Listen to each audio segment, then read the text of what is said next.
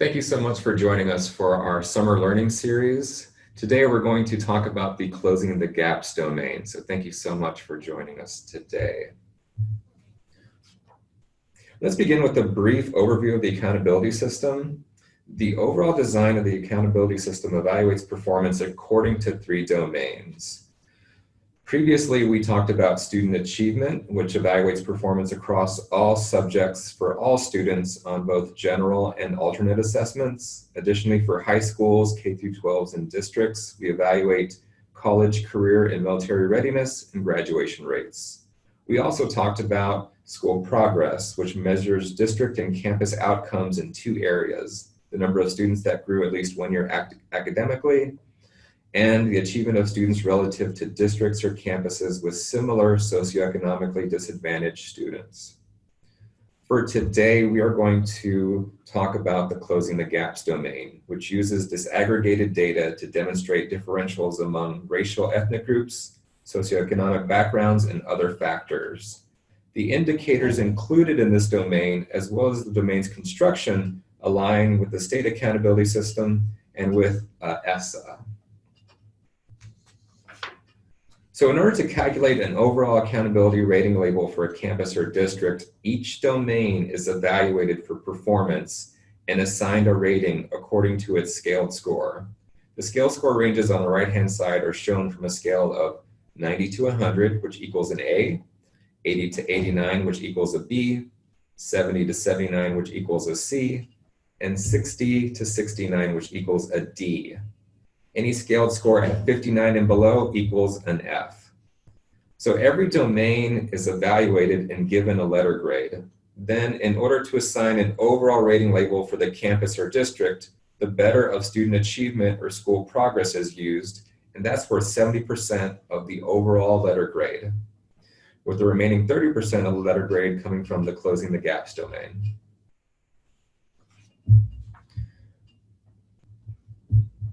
For today's presentation, we're going to focus on the closing the gaps domain.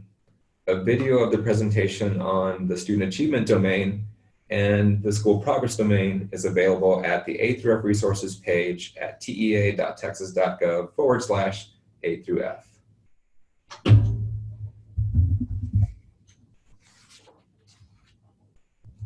Before we get into how to calculate a score for the closing the gaps domain, let's review the design of this particular domain. The Every Student Succeeds Act is a U.S. law passed in December 2015 that governs the U.S. K-12 public education policy. This law replaced its predecessor, the No Child Left Behind Act, but like its predecessor, requires the implementation of academic standards, assessments, and accountability systems, and how to meet the needs of disadvantaged students, children with disabilities and English learners, and the needs of low-performing schools and other educational needs of students. Then House Bill 22 was passed in the 2017 regular legislative session in Texas. It requires the Commissioner of Education to continuously improve student performance to achieve the goals of eliminating achievement gaps based on race, ethnicity, and socioeconomic status, and to ensure that the state is a national leader in preparing students for post-secondary success. So, ESSA provides for each state to have the flexibility to establish rigorous yet achievable long-term academic goals for student groups. House Bill 22 in Texas requires that we measure academic differentials among student groups, and that include those indicators and measurements required under ESSA. So it's been over 15 years, but now in Texas, we can have one accountability system that meets the requirements of both state and federal accountability.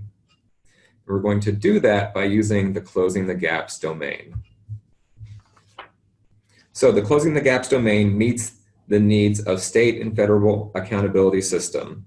So unlike the student achievement domain or the school progress domain, which evaluates performance of all students, the closing the gaps domain evaluates all students, but along with racial ethnic student groups, students receiving special education services, English learners, students who are economically disadvantaged, and students who are continuously enrolled and mobile.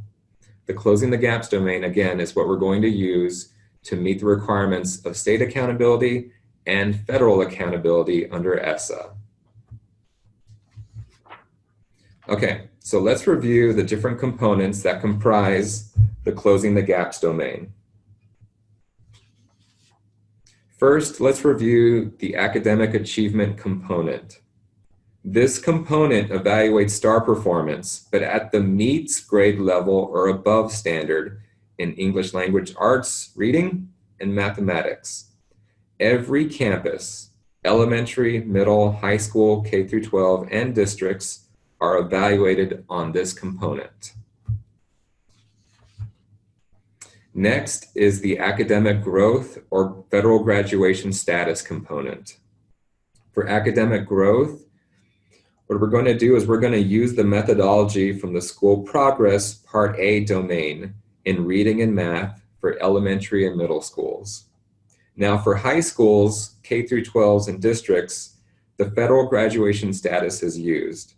It's a 4-year federal graduation rate without state exclusions that is calculated for a high school or K through 12 or district. Now, if a high school, K through 12 or district does not have graduation data, then we're going to use growth.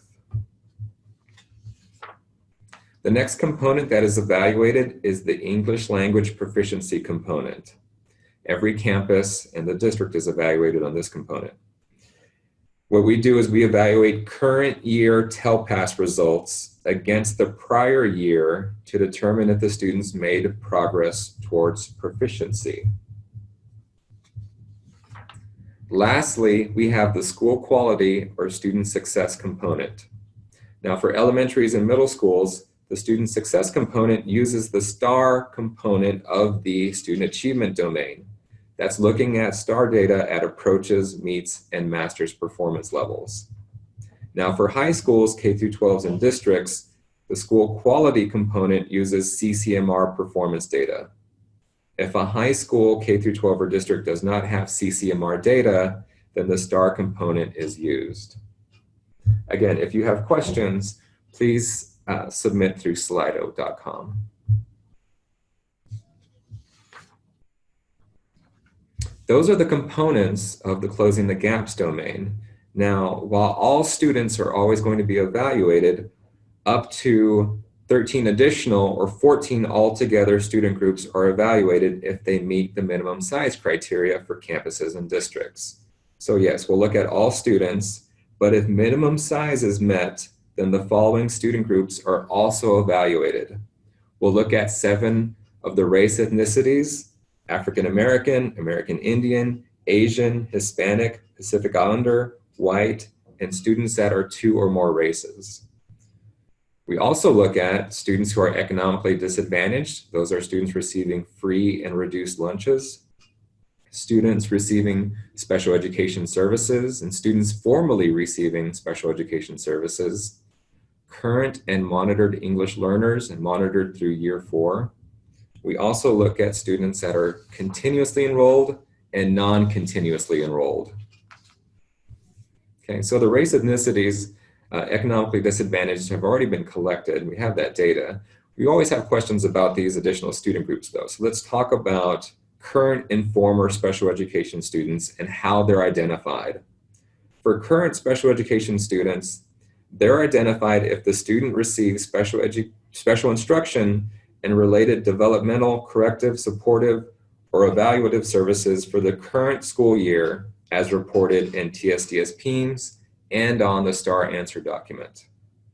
We identify former SPED if in any of the preceding 3 years the student was reported in TSDS PEIMS as receiving special instruction or related developmental, corrective, supportive services, but in the current year as reported through TSDS PEIMS and on the answer document, they are no longer participating in a special education program. If so, that student is identified as a former SPED student. Let's also talk about continuously and non-continuously enrolled students. Now for the district, How we calculate this is that for grades 4 through 12, a student is identified as continuously enrolled if the student was enrolled in the district on the fall snapshot during the current school year and each of the 3 preceding years. Now for grades 3, a student is identified as continuously enrolled if the student was enrolled in the same district on the current year fall snapshot and each of the preceding 2 years. If the enrollment requirements are not met, then the student is considered non-continuously enrolled. Now for the campus, we also have campus groups for continuously and non-continuously enrolled. For grades 4 through 12, a student is identified as continuously enrolled if the student was enrolled in the campus on the fall snapshot during the current school year and in the same district each of the 3 preceding years. Now for grade 3 students to be identified as continuously or non-continuously enrolled, a student is identified as continuously enrolled if the student was enrolled in the campus on the current year fall snapshot and in the same district each of the preceding 2 years.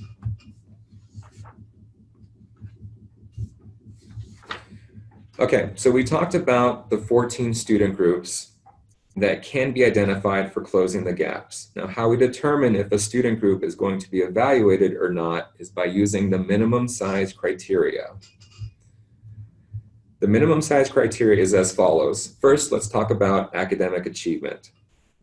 For academic achievement, we'll evaluate all students if we have 10 or more assessments in the subject area considered separately. If so, then we evaluate all students. Now, for the 13 other student groups, in order for that student group to be evaluated, we need 25 or more assessments in the subject area considered separately. Like for academic achievement, we need 25 in reading or 25 in math. Now this is assessments, not students. We need 25 assessments in the subject area, like for African American or Hispanic, for that student group to be evaluated. If not, then that particular student group is not evaluated. We need 25 or more assessments, not students, assessments. For growth, for all students, we need 10 or more STAR progress measures in ELA reading and math considered separately. For a student group, aside from all students, like African American or ECO-DIS for growth, we need 25 or more STAR progress measures in ELA reading and math considered separately. That's 25 STAR progress measures, not students. For graduation, for all students, we'll evaluate all students if there is 10 students in the class. To evaluate a particular student group for graduation, we need 25 students from that group in the class. For English language proficiency, that component is evaluated if there are at least 25 current EL students. We're looking for 25 current English learners. For school quality, that's evaluating CCMR performance for high schools, K through 12s, and districts. For all students, we'll evaluate all students if we have 10 or more annual graduates, plus students in grade 12 who did not graduate. For those student groups, for CCMR, in order to be evaluated as its own student group, we need 25 or more annual graduates, plus students in grade 12 who did not graduate. For student success, that evaluates STAR at approaches, meets, and masters for elementaries and middle schools. For all students, we need 10 or more assessments. And for an individual student group, we need 25 or more assessments, not students, 25 or more assessments. So in summary, the Closing the Gaps domain can evaluate up to 14 particular student groups on the left-hand side. And based on the district or campus type, we evaluate the following components on the right-hand side. High schools, K through 12s, and districts are evaluated on academic achievement, the 4-year federal graduation rate, college, career, and military readiness, and English language proficiency. If we have a elementary or a middle school, then they are evaluated on academic achievement, growth in reading and in math, the student achievement domain score, which looks at approaches, meets, and masters, and the English language proficiency status. So that is our student groups and our components that comprise the closing the gaps domain. The idea in this domain is that for each student group that is evaluated, it is evaluated against a specific target for performance. Based on the percentage of those student groups that meet their targets, that determines the overall domain grade for the closing the gaps domain. What are those targets? Here are our targets that are included in the 2019 Accountability Manual and the state's ESSA plan. You'll notice that we have different student groups and they have different targets across the components and subject areas. These targets were approved by the U.S. Department of Education. You can find these targets again in the 2019 Accountability Manual and in the state's ESSA plan.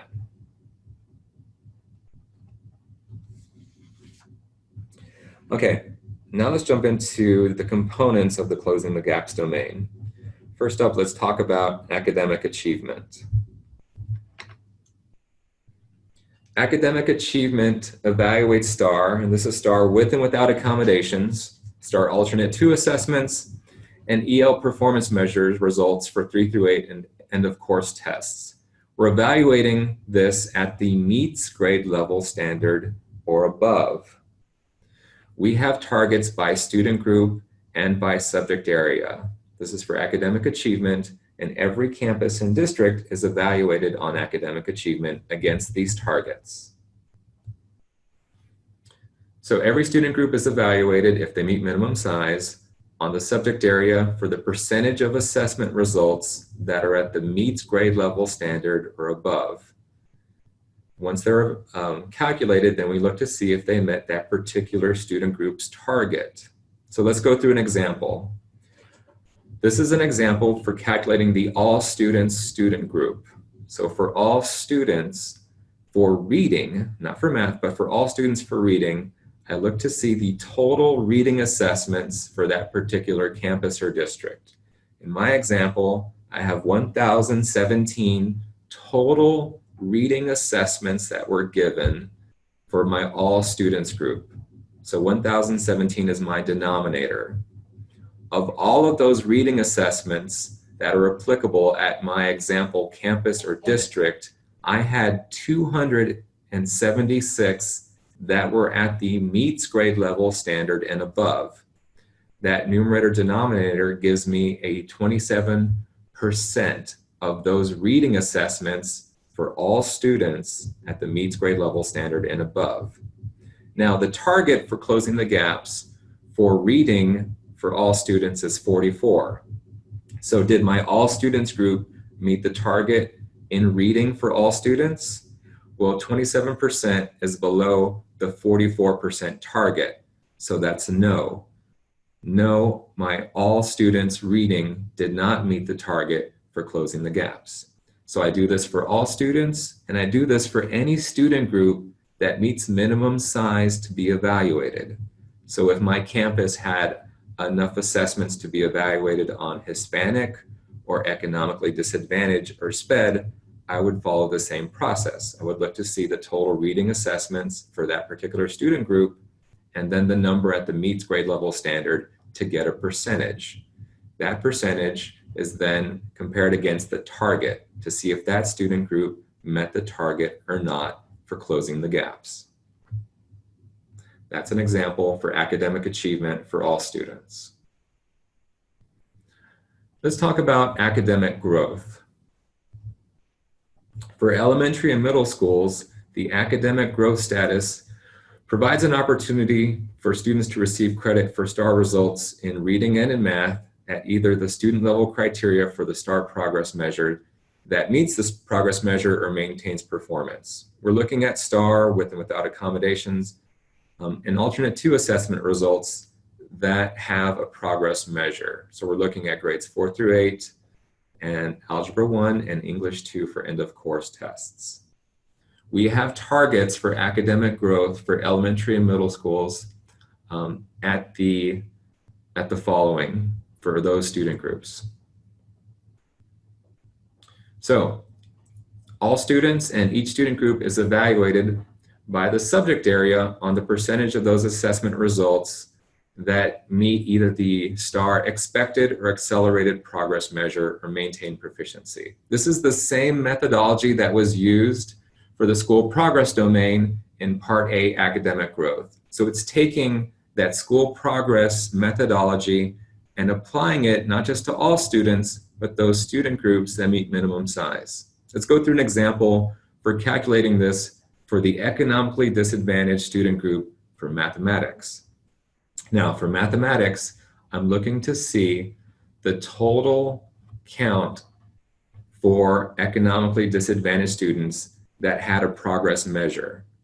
So my denominator for mathematics for EcoDis is 191. 191 of those students had a progress measure. From there, 132 is my numerator, which is based on students either meeting their progress or exceeding their STAR progress measure or maintaining proficiency. That numerator denominator gets me a 69 for my growth score for economically disadvantaged in mathematics. From there, I look to see, did that student group meet their target in closing the gaps? The target for economically disadvantaged for mathematics and growth is a 68. So my score of 69 is barely above the target, so I can say that my economically disadvantaged student group met their target for growth in mathematics.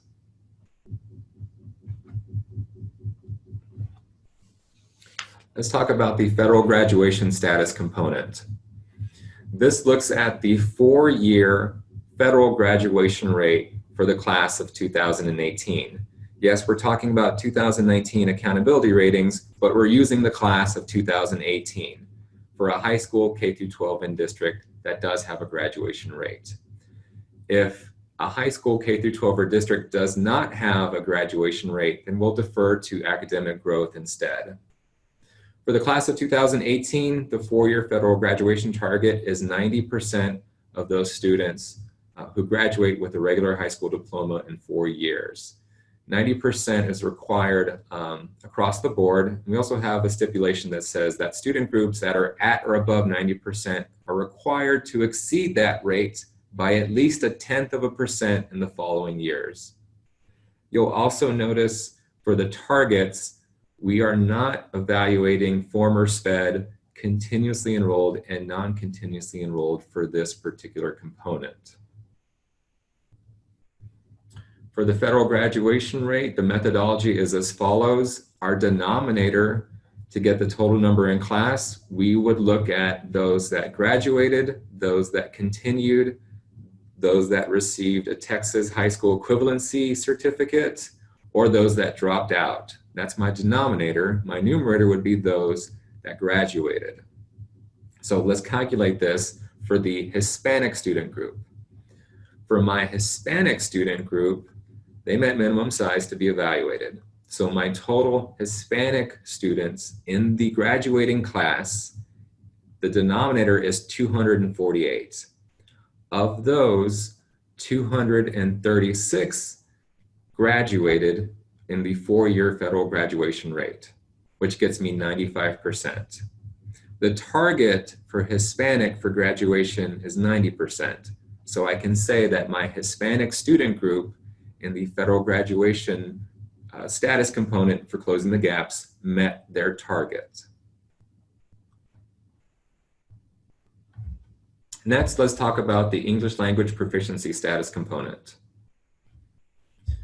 The English language proficiency evaluates TELPAS results for grades K through 12.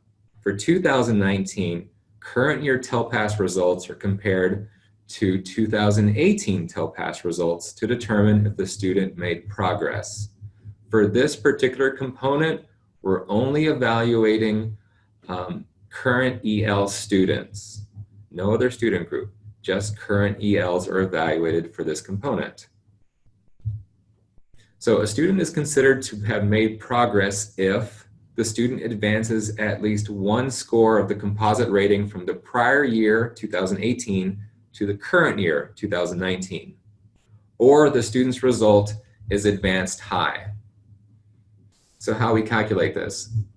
So again, we're comparing the 19 current year results against the 18. So my denominator is the number of 18-19 TELPAS assessments with an advanced high rating or a non-zero prior year composite rating. My numerator would be the number of TELPAS assessments that advanced at least one score of the composite rating, like a 2 to a 3 from the prior year to the current year, or are advanced high. So how do we calculate this?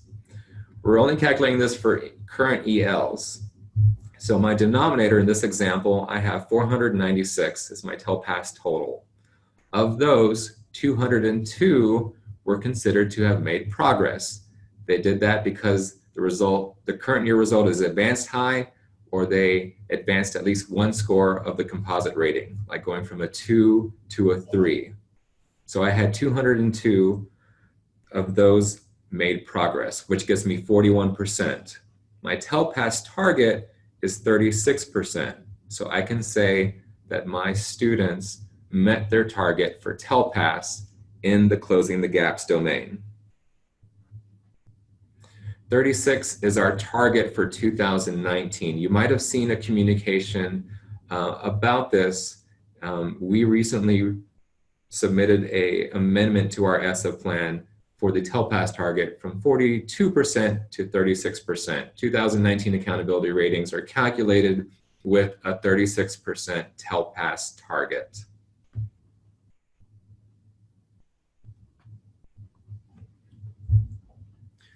Now let's look at school quality. For high schools, K-12s, and districts with graduates, we're going to evaluate school quality by using CCMR. If a high school, K-12, or district does not have CCMR data, then we're going to look at the STAR component from the student achievement domain. We have CCMR targets by student group if they meet minimum size criteria. We're evaluating this for high schools, K-12s, and districts with CCMR data. For CCMR, we're looking to see if those graduates are college, career, or military ready. This component differs slightly from the CCMR component in the student achievement domain. The denominator here is annual graduates plus students in grade 12 who did not graduate. The student achievement domain looks at annual graduates. Closing the gaps looks at annual graduates plus students in grade 12 who did not graduate. Okay. Grade 12 students who reported in TSDS PEIMS as IEP continuers are excluded from this domain as well. From there, though, we still look at the same indicators from the student achievement domain to see if a student is college, career, and military ready. Those same criteria apply. It's just that we're adding in grade 12 students in attendance who did not graduate. Our denominator here is 2018 annual graduates plus students in grade 12. Our numerator is those that accomplished at least one of those CCMR indicators from the student achievement domain. To get a listing of those indicators for CCMR, you can review the 2019 Accountability Manual or review our webinar on the student achievement domain. Let's calculate this for an example student group. Let's say I had enough for continuously enrolled to be evaluated. I'm looking at my continuously enrolled student group to see if they met their CCMR target. For my total CCMR continuously enrolled students, I had 233 that are continuously enrolled. Of those, 124.5 met one of the CCMR indicators, which gets me 53% of my continuously enrolled student group meeting CCMR. I look to see, did that student group meet the target or not? My CCMR target for continuously enrolled is 50. So at 53%, my student group that is continuously enrolled met their target in the closing the gaps domain. Lastly, let's talk about student success. For elementary and middle schools, we're looking at student success by evaluating the student achievement domain score. This looks at approaches, meets, and masters, but disaggregates it by student group. So we're looking at STAR with and without accommodations, STAR alternate 2, and the EL performance measure at approaches, meets, and masters. This is different from academic achievement, that first component I talked about. Academic achievement looks at meets grade level and above. This component for elementary and middle schools looks at approaches, meets, and masters. We look to see if those student groups met their target. So we're taking the student achievement domain score and seeing if these individual student groups, if they met minimum size or not, met their target. Okay, remember, we're looking at approaches, meets, and masters. So it's just like the student achievement domain.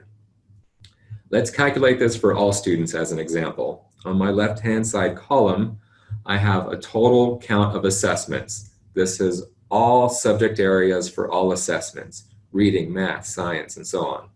Let's say I had 2,106 total assessments for all students.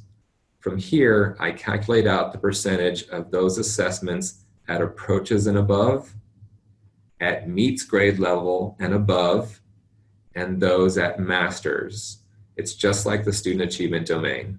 So I had 69% of those assessments at approaches, 40% at meets, and 10% at masters for my all students group.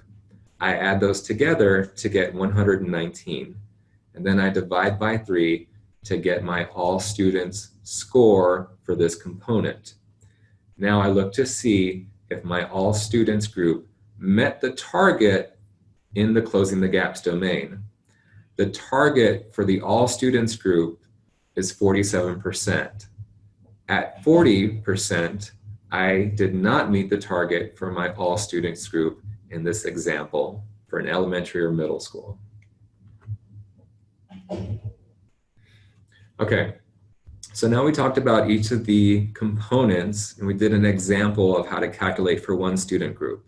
Let's have a walkthrough of one of the components. Let's go through academic achievement and evaluate how to calculate a score for this component.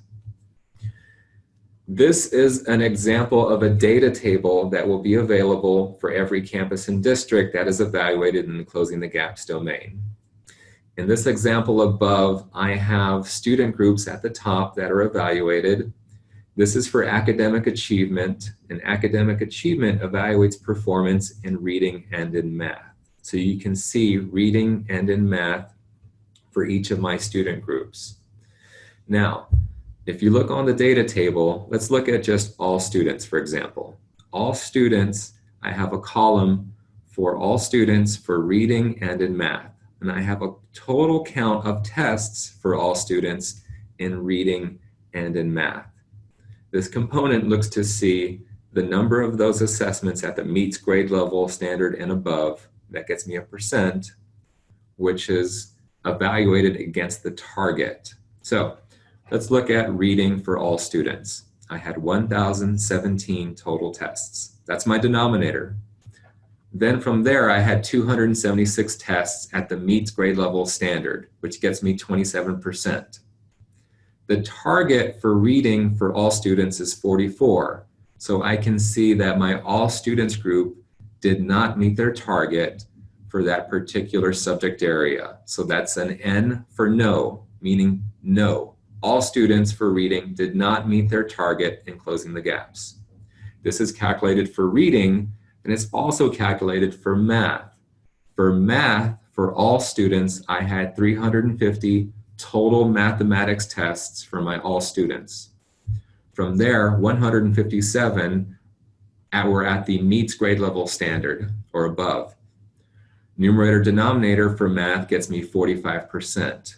The target for mathematics for all students is 46%.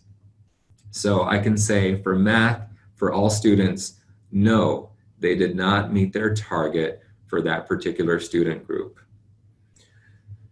So I have all students, but I also have other student groups shown on the data table that are evaluated.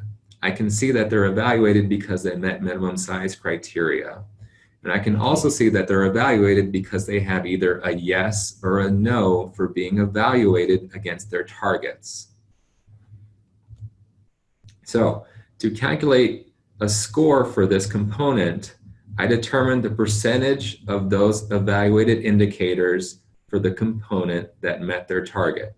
So going across reading and mathematics, I see I had all students, African American, Hispanic, economically disadvantaged, ELs, SPED, continuously and non-continuously enrolled. That's 1, 2, 3, 4, 5, 6, 7, 8 student groups for reading and 8 student groups for math that were evaluated.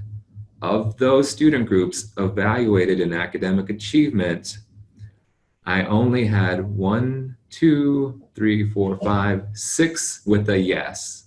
So I had 6 student groups that met their particular indicators. So let's go through this in summary. I had 8 student groups that met minimum size to be evaluated in reading, and I had 8 student groups evaluated for mathematics, which gives me a total of 16 student groups that met minimum size to be evaluated in academic achievement. Of those total 16 groups evaluated, for reading, I had 6 student groups meet their target. For mathematics, I had 5 student groups meet their target for math. That gets me an 11 student groups that met their target out of 16. 11 divided by 16 gets me a 69. So I can say that 69% of my student groups evaluated in academic achievement met their target.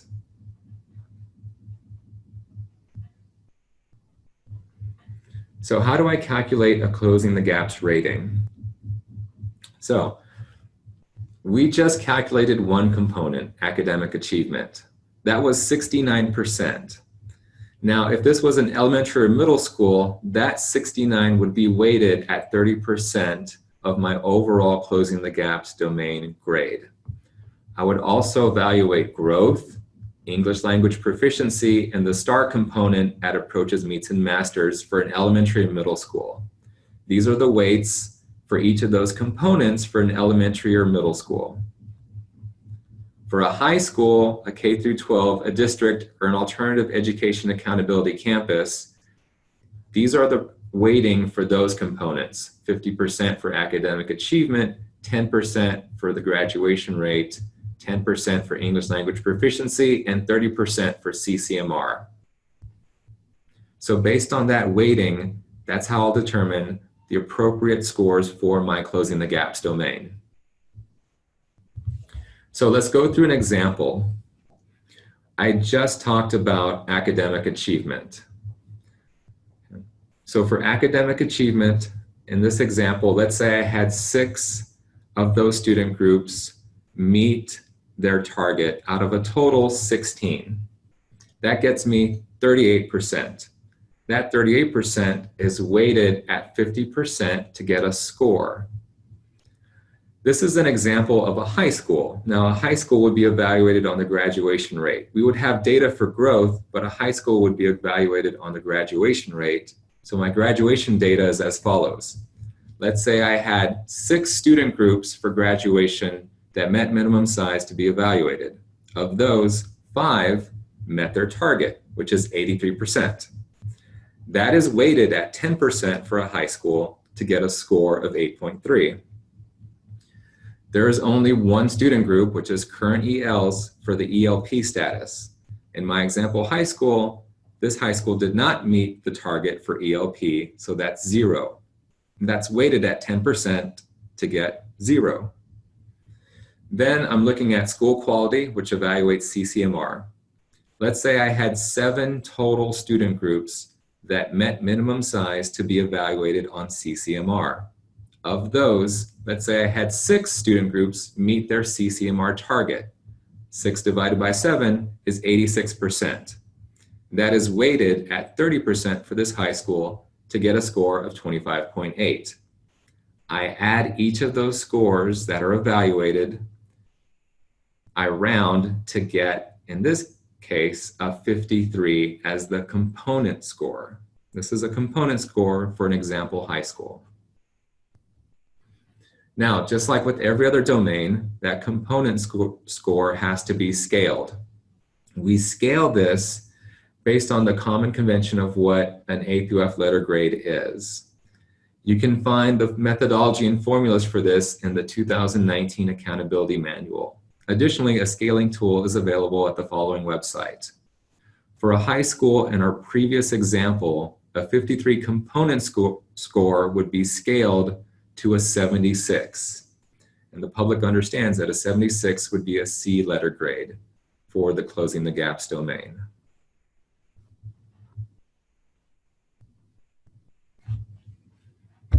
This was a very brief overview of the Closing the Gaps domain. There are additional provisions included in the 2019 Accountability Manual that I would suggest you review.